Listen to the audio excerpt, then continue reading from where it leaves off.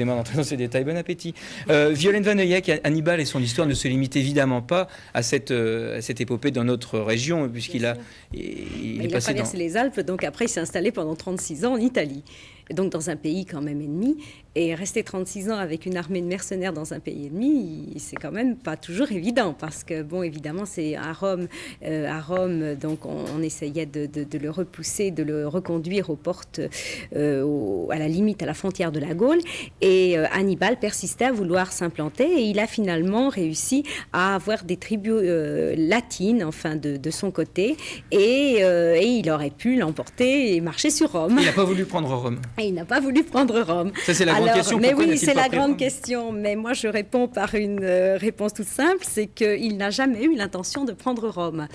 C'est encore une erreur de l'histoire qui nous est parvenue. Non, il ne s'est pas trouvé là par hasard. Mais non, parce que tous les chemins y mènent, sans doute. Non, après avoir passé les Alpes, donc il a remporté la bataille de Cannes, grande bataille de Cannes, et là, il aurait pu marcher sur Rome. Mais il avait, à mon avis, marqué suffisamment la supériorité de Carthage dans le bassin méditerranéen pour ne pas sentir la nécessité de l'emporter sur des Romains qui n'étaient pas encore aussi puissants qu'ils le deviendront ensuite.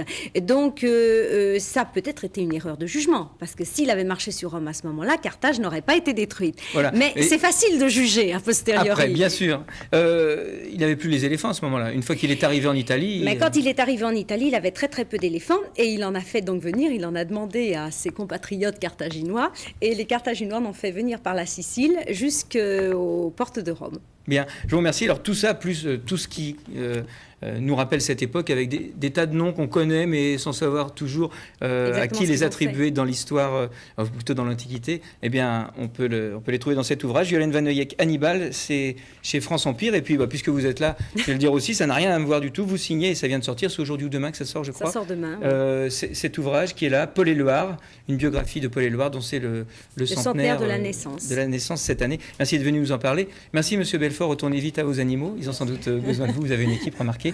Merci à vous d'avoir suivi ce magazine. On se retrouve dans un instant pour le supplément. Et dans le supplément, on parlera tout à fait d'autre chose, puisque Daniel Danerol viendra